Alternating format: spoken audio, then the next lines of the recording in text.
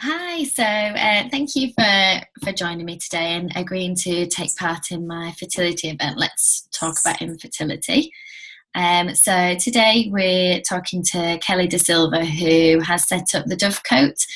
So I'll hand over to Kelly to introduce herself and what it is she's doing, and then I'll ask you some questions in a second, if that's okay. Yeah, that's absolutely fine. Hi everybody, my name's Kelly Da Silva and I set up the Dovecote about 3 years ago now, which is a support organisation which supports people who are childless by circumstance. So it could be through a range of different issues, from infertility, not finding the right partner, could be due to cancer. So I've got a range of different support methods that are available for people that are in this situation and who find themselves dealing with involuntary childlessness. Okay. Oh, thank you for that. So just to start off, do you want to talk through your journey and sort of how you got to where you are now, please? Yes, of course. So I started trying to conceive when I was 24, a year after we got married. After about a year of it, nothing really happening naturally, kind of realised that something wasn't quite right. So we went to the doctors to just have some of the basic tests, which all came back absolutely fine. So we were referred on to the fertility clinic in Derby, and we tried 6 cycles of Clomid. And on the last cycle of Clomid, it did actually work. I got pregnant, but unfortunately, 11 weeks, I miscarried. So in a way, it was positive in the sense that it worked. So I felt really hopeful. But in another way, it was obviously really devastating and obviously very, very upsetting as well. We then went on to have another 3 IUI cycles through the NHS, which were funded, but unfortunately, again, those were unsuccessful. So eventually, about 4 years down the road, we were due to have 1 cycle of NHS funded IVF. Unfortunately, when I went to see the consultant, they said that the CCG had run out of money for that year. So after 4 years, and obviously the emotional impact that has on yourselves, we decided that we were going to pay for a cycle of IVF ourselves. So we had a cycle of IVF that we paid for, and that was unsuccessful. So we decided at this point, because we were still classified as unexplained infertility, which was obviously really frustrating. So we then went on to have all the immunology testing through Care Fertility at Nottingham, which was, for us, it was amazing because it enabled us to see that they looked like there was an issue with my immune system, with my natural killer cells, which was slightly elevated. So the second cycle, we had immune drugs. I had steroids and blood thinning drugs and things like that, and it did actually work. The second cycle was successful. Had a positive pregnancy test, was having all the symptoms, and then unfortunately went for the 6-week viability scan, and there was no baby. So again, that was obviously really upsetting. But in another sense, I felt hopeful again. That hope came back because obviously it had worked with the immune drugs, and we had frozen embryos. So we went on to have the frozen embryos put back with the immune drugs, which again was unsuccessful. And we'd given ourselves 3 cycles. We'd said 3 cycles, and then that was it. It was kind of like our limit. Yeah. So we had our final cycle, which was unsuccessful, and that was coming up to 8 years of trying to conceive. So at that point we decided enough was enough. As you know, it affects every aspect of our lives. Work was having a real detrimental impact on my work, being a school teacher, so that was affected. Emotionally, I suffered with quite a lot of anxiety and depression throughout of it, because obviously it's kind of a loss that people don't see. Yeah. So we had all that to deal with as well. And me being the eldest of 4 siblings, in the last 11 years now, all of my siblings have got children. So I've got 9 nieces and nephews. So again, that's added another challenge, as well as friends and family who've gone on to have their own family in that time. So yeah, that's kind of a a short snippet of really my journey and how I got to where I am.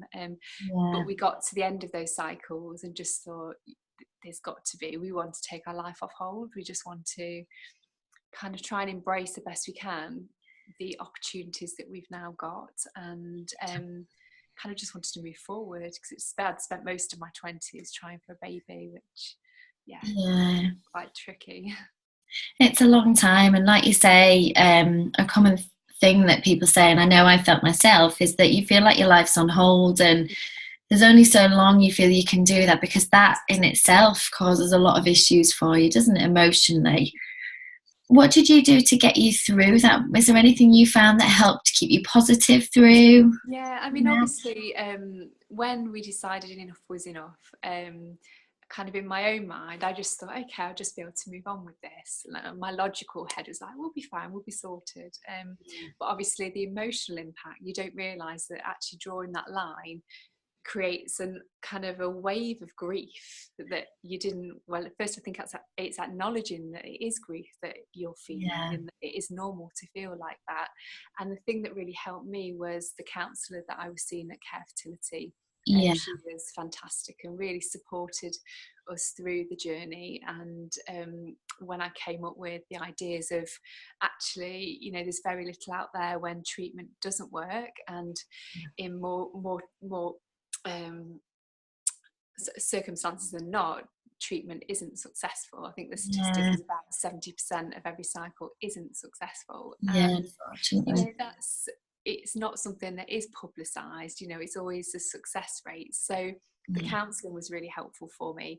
And also I had emotional freedom technique as a therapy, which really shifted the sadness that I felt. I just felt like I was completely consumed and identified by my infertility, and couldn't say who I was without saying that I couldn't have a baby. It was just so important. I'd always imagined being a mum from a very young age, and kind of having to accept that that wasn't going to happen took a long time. And you know, you still process that, there's still triggers. So the EFT was really useful, and that's something that I then went on to training. So I do EFT as part of the support and therapy work that I offer as part of the Dovecote.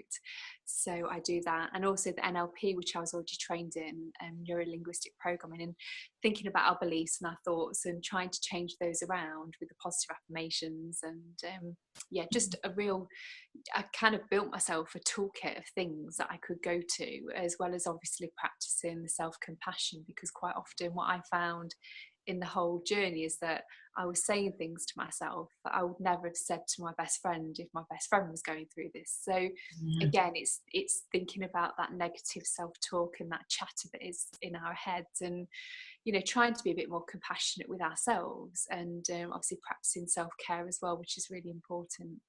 Definitely. No, that's great advice. And so for you, going to see the counsellor helped process some of those things to help you start looking at different techniques to move forward. Yeah, and I think that the thing that was most profound, really, seeing the counsellor, was I was explaining obviously that I was finding work really difficult. You know, wasn't a job that I could just go and sit in an office and deal with, or I was on show. You're putting on a show every day, and she just said, well, why wouldn't you be feeling like you are? And it was like, oh, okay, that's all right. You know, it's normal, and to feel that you're normal and you're not going completely mad, which is what I thought I was doing, was such a relief. And knowing that there was other people going through that as well was just really helpful. So I think having that community, which obviously is part of my organisation as well, which I've set up, so just having people that really understand and get it, and that's just key in moving forward, knowing that you're not alone in this, and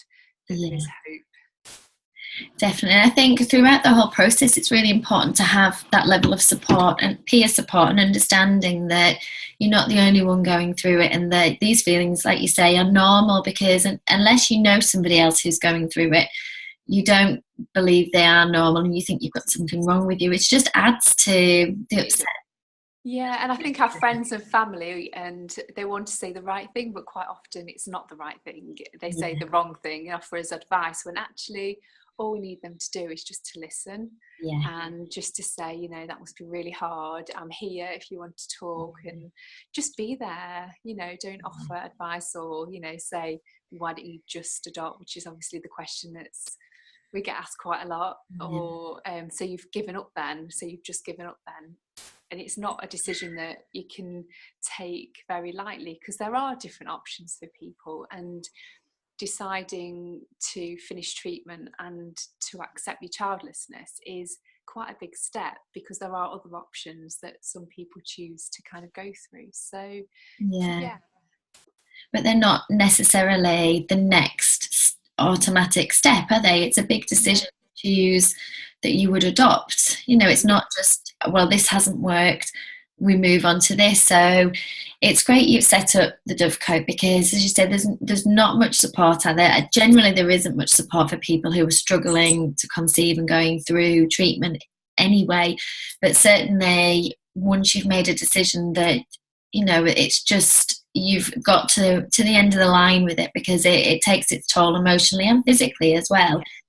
You know, you're then out of the system in terms of your treatment and the clinic. So where do you go next? So it's great that you've set this up. So do you want to explain what it is that you do and who it helps and how it helps? Yeah, so the Dovecote is, like I said before, it's a childless support organisation which supports people, both men and women, to deal with their childlessness, and it gives them the tools and strategies to be able to process that grief and feelings that they have, and also to be able to try and kind of coach them through, and for them to find a passion and purpose, because quite often what we're left with a massive kind of empty space in our hearts, which will never be filled in the same way. But if we can find the thing, you know, turn our pain into passion, which I guess is what I've done through the organisation. I always said, if I could just make a difference to one person, then, you know, it was all worth it, you know, if I could just help somebody else. So as part of the organisation, I've got the online Facebook community, which is a private community, and there's nearly 600 women on my ladies site from all over the world who are childless through a range of different circumstances. So it's not just infertility, you know, like I said before, I've got people there who've had cancer, who have started the menopause early. My youngest member is probably around mid 20s, and then my eldest member are in the 60s, and the ones that are in the 60s kind of can't believe that they're founders, because they've had to process all this on their own for all these years. So it's there's a real range of people on there, like I say, and it's quite nice because we're able to then set up different events. So as well as the community, I offer workshops, which again, it's dealing with involuntary childlessness, the grief that we often feel through having to deal with that. I offer the one-to-one, the emotional freedom technique, and sharing these tools and strategies, which is obviously a bit more, it's more personalised, which is, I find, really successful. And the thing about EFT is that it's so quick. So some ladies that I've been working with, 3-4 sessions maybe, they feel like they've shifted all this energy, the emotion that was stuck and that was holding them back and stopping them from moving forward. So it's a really fantastic technique for being able to do that, and then think about change some of our limiting beliefs that we have about ourselves, that we can then move forward and start to really discover and find our sparkle again, because I think quite often we lose our sparkle when we're in you know, the whole process of trying for a family, or having to deal with, you know, cancer, or whatever circumstances have led us to being in the situation that we are. So I do online Skype different webinars, which people can join with different themes, which was really popular. And I'm trying to think the other thing that we do the meetups. So we've got one that's very popular at Chatsworth, but again, ladies throughout, it's although it's across the world, but we've got quite a few that are mainly based in the UK, so they're able to meet up with each other. We've had ones in Devon, London, at Stanford, things like that. So they're developing and they're growing, and I think just to be able to meet with other people that aren't going to ask that question, do you have children, because we already know that we're all in that situation. The ladies that I've met, it's almost like you've known each other for years. It's a really special connection that we get, and I guess because we've got the community, it's a real sort of like family, and there's people that don't feel like they can share their feelings with their friends and family, but just being able to have the Dovecote as a place which is safe, and they're not going to be judged, and they can write whatever. Just getting that out is really healing. It starts that healing process. And then through the National Fertility Awareness Week last year, we took part and part of the Hidden Faces campaign, and lots of our ladies chose to share their pictures, which was fantastic for the first time. And again, it just lifts us, because for me, I just felt a huge sense of shame before I kind of came out and started to talk about our situation. So just being able to say, this is who I am. And I think, I was at the WOW Exeter event at the weekend, and all we want is acceptance for who we are. I think whoever we are, it's just about that acceptance and embracing the imperfections that we have, because none of us are perfect. We all have our things and stuff in our life which are tricky, but being able to kind of have that mutual understanding and connection with other people in the situation, I just think really helps with that healing process, so we can move forward. So do you encourage them to sort of share their stories and how they're feeling, so that they can express if they want to? Obviously some people they'll join, and straight away they'll say who they are and what the story is, and then people say me too, and that's where you get the connection. Other people feel a bit more shy, and they'll read posts or just like posts, which is really great. But next year, what I'd really like to do with the organisation is, I've got the resources from the workshops that I do, and being able to put that into more accessible form, so like an online course for people that they can then do in their own time, but having that option to have this support with me as well via Skype or Zoom or whatever else. So that's what I'm looking to develop next year, as well as having my first Dovecote retreat as well, which is kind of longer, more nurturing space for people, just to hold that space. That sounds really great, especially the retreat. It sounds like a perfect opportunity to go away and have that time, that self-care time that you talked about, whilst also being in a safe place where they're not going to get asked those questions, and they can talk to people and share how they're feeling. And then think about how they can move on as well. I think connecting with our values and the things that we used to enjoy when we were much younger, we forget all that. We forget who we are, I think, in the process, especially if you've been doing it a long time. If you've been on that treadmill and on that roller coaster of emotions, we stop doing things for ourselves. We stop doing the things that we enjoy. We stop going on holidays, or because it's constantly we're thinking about what if I'm pregnant. So I think hopefully that will be really I've already had lots of people interested in that, so that's something that we can develop and grow, and it'll be more holistic as well, so incorporating some yoga and restorative mindfulness into that will be really helpful for people. Because a lot of those things are also things that people give up on for fear of it affecting treatment, and a lot of people give up on things that they do enjoy doing whilst trying to conceive, whether that's certain exercises, going out with friends, doing things for themselves. So it's that time to themselves. Like you said about finding your values, there's also that thing of a lot of people have a life plan, and that does include children, and when that doesn't happen, it's finding that purpose again. So it's great that you're giving people that time and space to really think about who they are, find themselves again, but also find that purpose for themselves, so that they're not just left out of the clinic and left with kind of, like, say, this big gaping hole. And what's the feedback that you've got from people who are in your groups, who come to your sessions, about how it's helped them? They've it's really positive. I think even just having the space, obviously we've got the tools and the techniques and things that I share, but the first thing is just about saying who we are and sharing our story, and to be able to laugh and cry together is just so powerful. Yeah. And it's just an amazing experience, and the feedback's been really positive. And like I say, from the WOW event again at the weekend, more people have got in touch and said, when are the next dates? So I'll be releasing those dates soon, so we can get those set up for people. Definitely. Yeah. Oh, that's great. And it's a brilliant thing that you're doing, and that you've set up for people to give that level of support that isn't currently there at the minute.